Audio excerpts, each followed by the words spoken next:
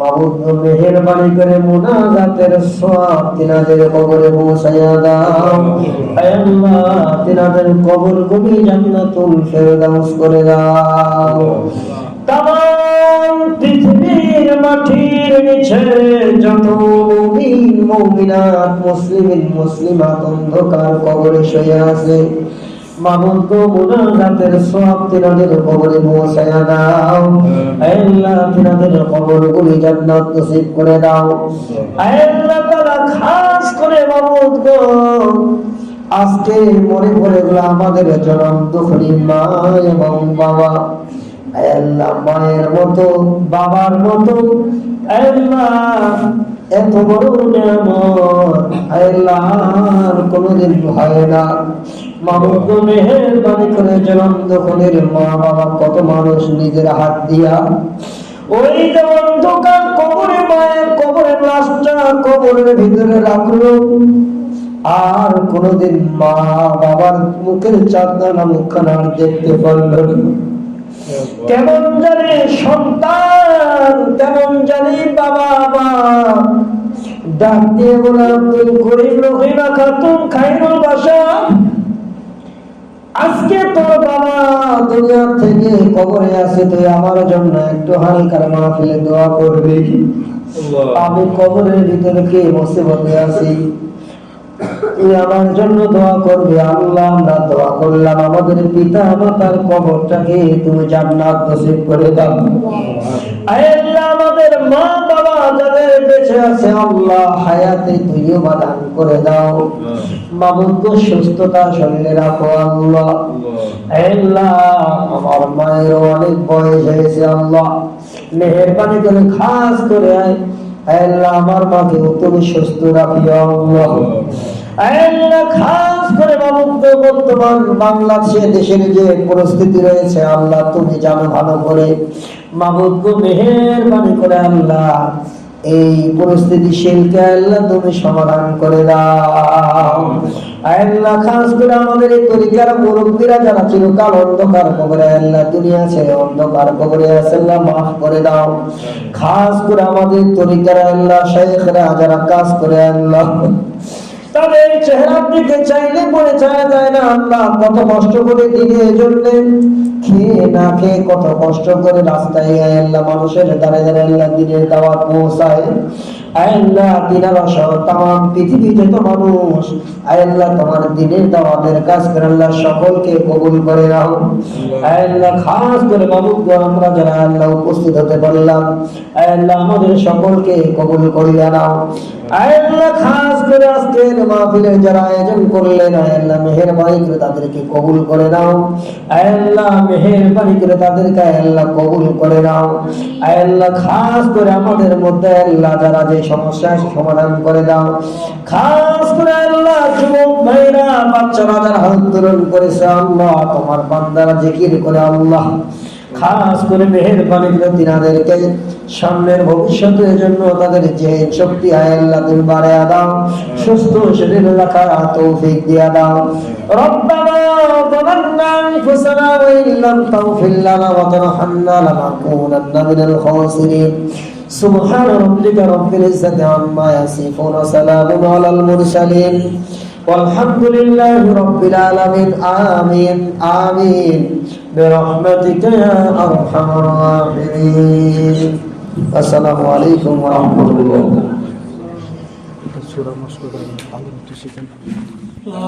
আজকে সময় নেই, সামনে